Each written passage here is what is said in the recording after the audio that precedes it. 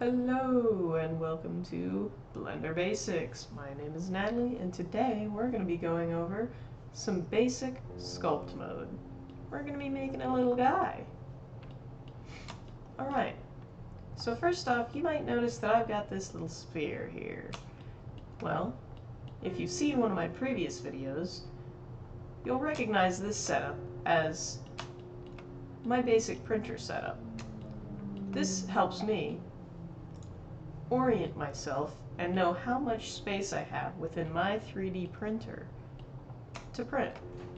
So I can make something as large as this, or if I make it any larger, I would have to split it into multiple pieces. So if you're wondering how to get this sphere, and you don't want to go look at another video, that's alright, I got you. First, click Shift-A. You're going to find the Add menu. Underneath Search, you'll see Mesh. Go into Mesh and click Icosphere. Before clicking anything, go over to Subdivisions and change that to 7. Change your radius, let's say to 30. Pull that up, and now we have a mesh that you can sculpt on. Using sculpt mode is basically just taking each of these individual vertices and just moving them around in different ways. And today we're going to be using one tool specifically quite a bit, and that's going to be the Dynotopo mode. This method will make your Blender run a little bit slower at points, so we won't be using it the entire time, but we'll be getting to that later. It's a very fun and important tool to learn and be aware of, but not always have to use. So first off, if you're making just a little guy, I like to make my little guys with legs first. So going up here, there's the mirror tool. This will let me sculpt on two sides of my character at once. So let's say I want it on the x-axis for the little legs. You'll see that there's a dot on the other side of my screen across from my cursor dot. Well, let's give him some legs. Right now I'm using the elastic grab tool. It looks like a cone with a little, like just a little ice cream cone, basically. Use that and pull down. Every little guy is unique, so your little guy might look a little different from my little guy, but that's alright. They're all just little guys.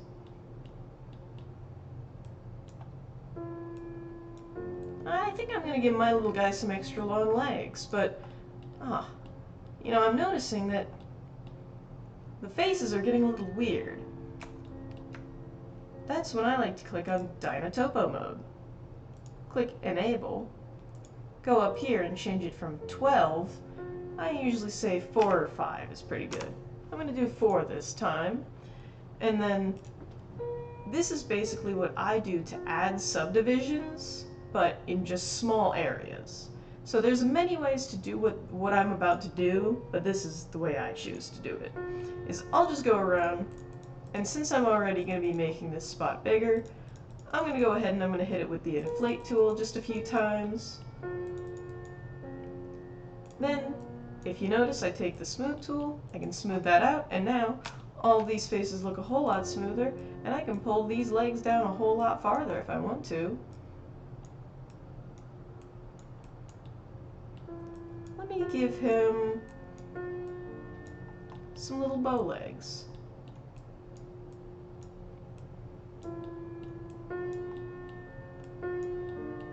Give him a little belly. And all of this is just what I'm doing with the elastic grab tool. Basically, what you're doing is grabbing some vertices and pulling all of the surrounding vertices as well. Now let's say I didn't want to change these legs at all because I like how they look. I can use this tool right next to it, just the grab tool, to just pull out specific parts.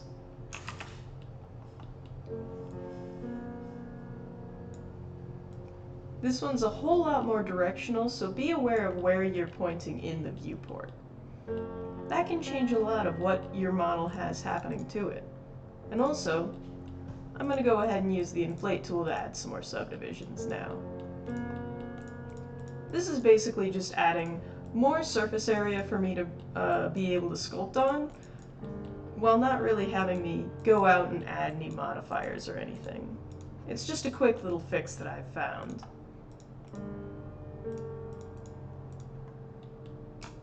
Alright, now that my little guy's got some arms, I'm going to go ahead and I'm going to use this inflate tool and I'm going to start giving him some shoulders. I'm going to actually use this tool to inflate some. This is a good tool for a lot of things because it's a very light one. It's a lot softer than the blob tool, in my opinion. The blob tool can be a little bit harsh of a blob, and it's a little bit softer than the draw tool. Alright, so now I'm going to do the most important step, which is making sure to give my little guy a dumpy, because, I mean, why wouldn't you?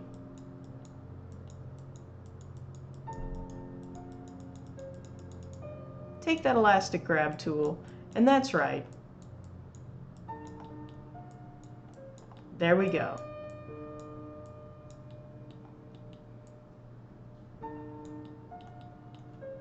And now, we're going to go up and we're going to give him some little horns.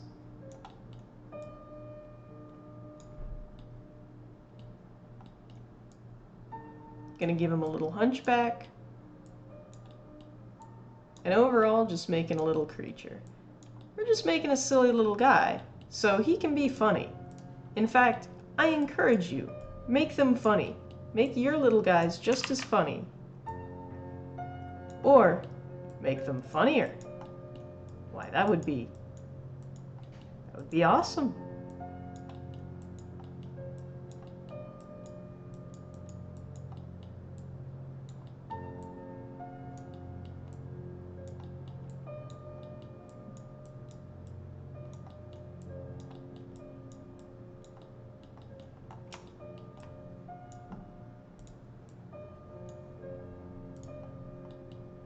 Alright.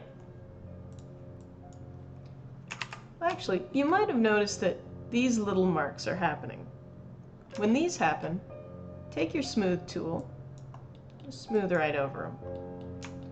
Now this whole time we've just been using the tool's base strength and size. If you want to change any of that, right click and then the size and strength thing will come up and you can change the strength or the size of your brush at any point. I like to keep mine around 4 or 5, and then I'll change the size often. We'll be talking about more brush editing later, but for right now, let's start giving our little guy some detail.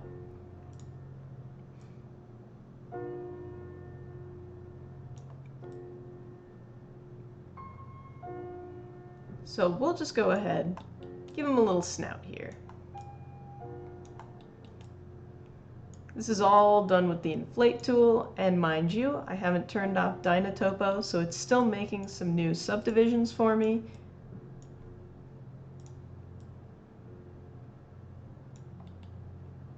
So if I wanted to add some more detail to him right now, I can go in with creased sharp and bring down the strength just a little bit and use that to give him some structure.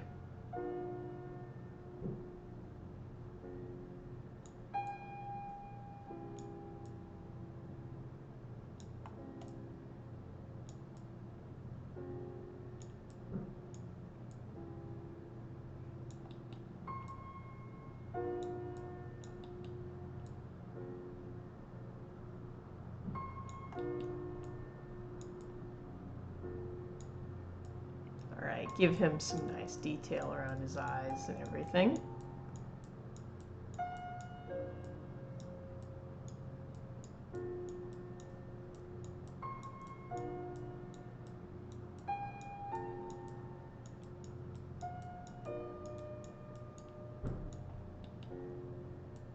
Alright. This tool is great for making little creases that will show up in 3D printing. And if you have the cavity viewport shading on, you can actually tell if it will actually come out or not. Once it gets to kind of darker, like the blacker area there, that's typically when I know that 100% that texture will probably be printing if I print at least a 0.16, and if needed, a 0.12 nozzle. Layer height, I should say. So for those of you who know stuff about 3D printing, there's that. And for those of you who don't, stick around. Eventually I'm going to be starting to making some videos about slicing, and who knows, if people end up liking some of the characters, I might just go ahead and slice those and print them as well. So yeah, now I gave him a little bit of texture. I'm going to bring his face out just a bit so he's not as tucked in there. Give him his little nose back.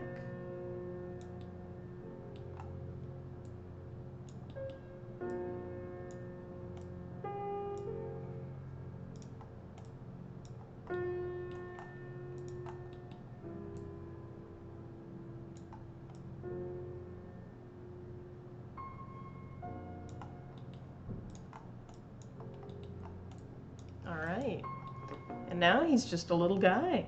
I'm going to keep giving him detail. I'm going to use the Draw Sharp tool next.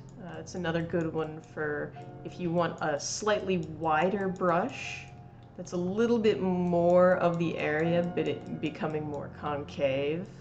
So it's for good, deeper details, like grooving on wood is a good one. It's good for cracks in stone, and you know, giving texture to a little guy's horns, it seems. So yeah.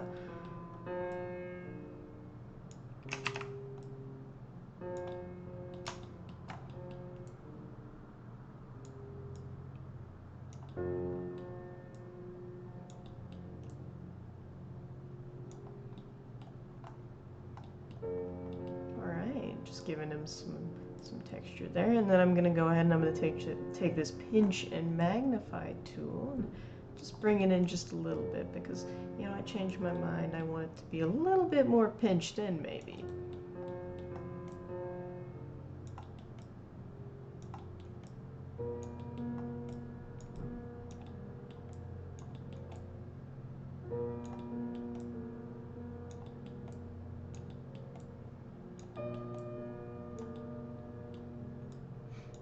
For those of you sculpting along with me, take a good look at your little guys. Is there anything else you want to add to them? Alright, you say feet. It's a good one. Now, I'm going to move my little guy a little bit more into this square. If you have a square, feel free to do the same. I use the Move tool, which was gone over in the Tools video. Just take that little arrow, move him right on up. That's going from layout mode into sculpt mode, and sculpt mode into layout mode. Alright, now I'm going to take this blob tool. I'm going to go ahead and start blobbing his feet a little bit. Give him some little patootsies.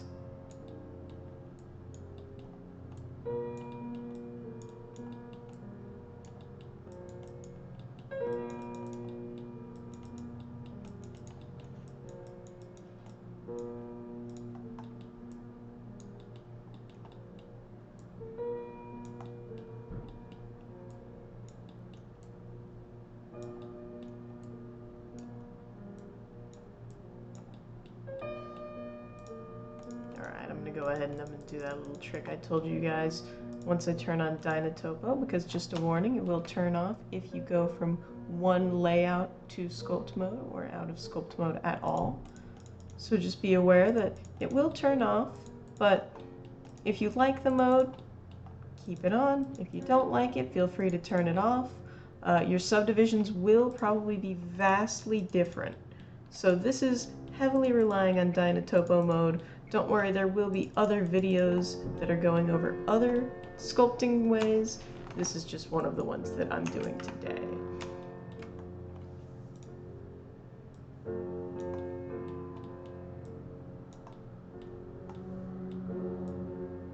Alright, we'll give him a little velociraptor toe. I'm going to go ahead, I'm going to take that elastic snake hook, and I'm going to use that to curve it down. Yeah.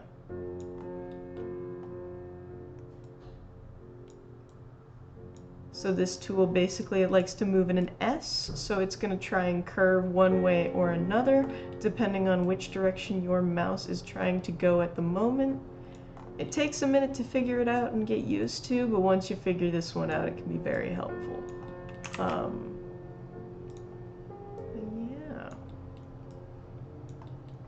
So now that my little guy's got some toes, I think he's about ready to get the next thing added on. Alright.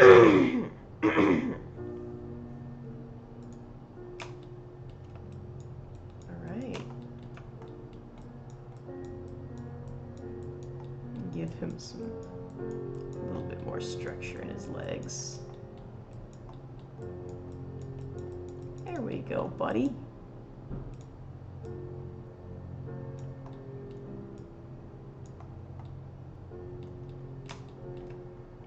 Now let's say I'm gonna give him a little bit of a tail here with the elastic snake hook.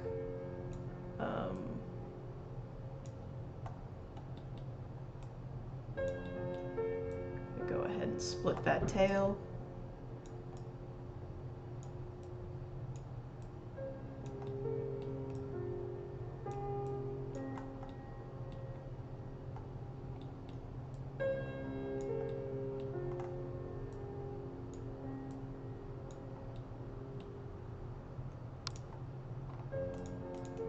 And now if you're having this happen where something disappears, click N, go to View, you'll see it says Clip Start 0.01, change that to 1.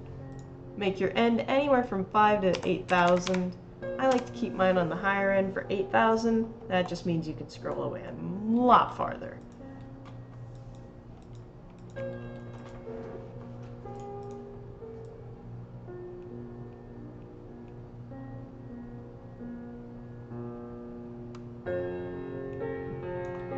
Give that tail some structure.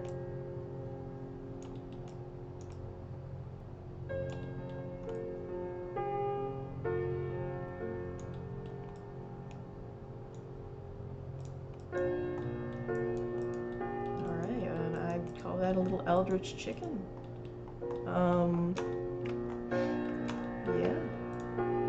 That's what I call this. Take this draw tool and give him some small things over here. Give him some fun markings, you know.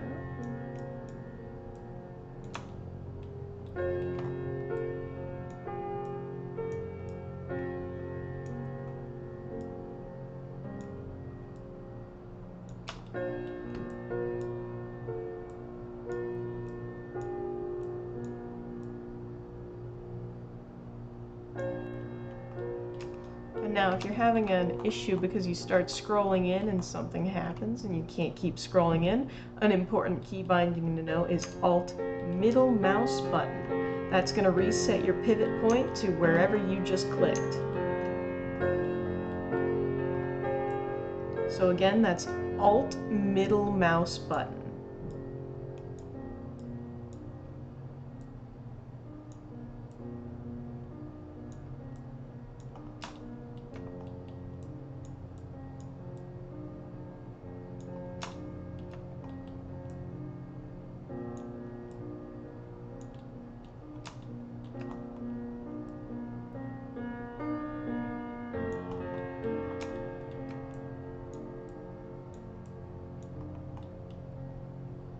Alright, I'm going to take that crease sharp. I'm going to go ahead and I'm going to crease some of these.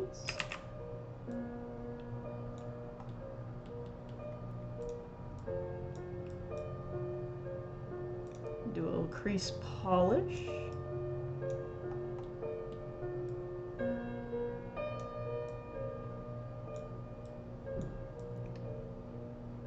Now another thing to note is, if you're wondering what these little things up here are, vertices and triangles, basically that's going to be how fast or slow your thing is going to be running. So if you have over 200,000 vertices, you're probably fine. If you have somewhere in the millions of vertices, you may have too many vertices. And in the case that you have too many vertices, the way to bring that number down can be done in many different ways. One of which is coming into model mode and then clicking A to select your entire creature, and then Control E, Control E to unsubdivide. However, I don't think I had that many, so I'm going to keep it what it is.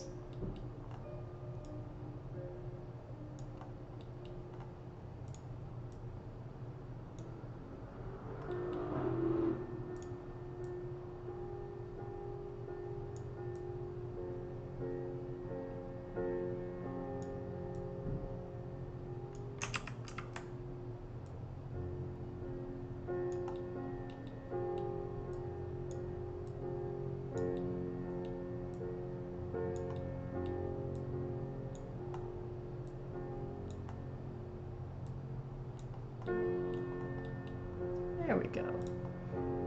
So I was just using the pose tool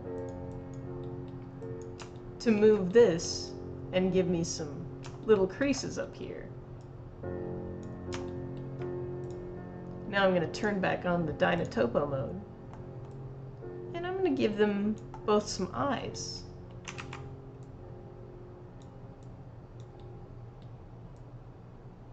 So now he has serpents on his head, but they're kind of like little sock puppet serpents. So I guess they'd be just a little bit sillier.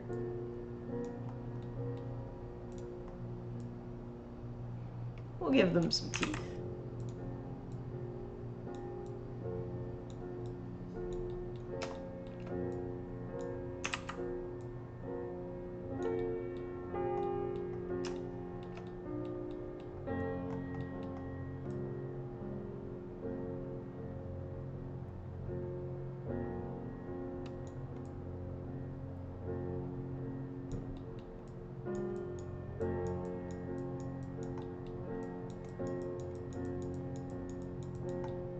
Alright.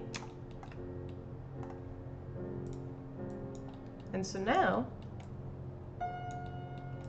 you likely have one little eldritch guy. And it's alright if it doesn't look like my guy, because my guy is very different. He's a little silly, that's for certain. But I hope that was helpful and helped you get a little bit more acquainted with the Dynotopo mode and maybe a few different of the tools in Sculpt mode. Let me know what you think, and I'll see you next time. Have a good one.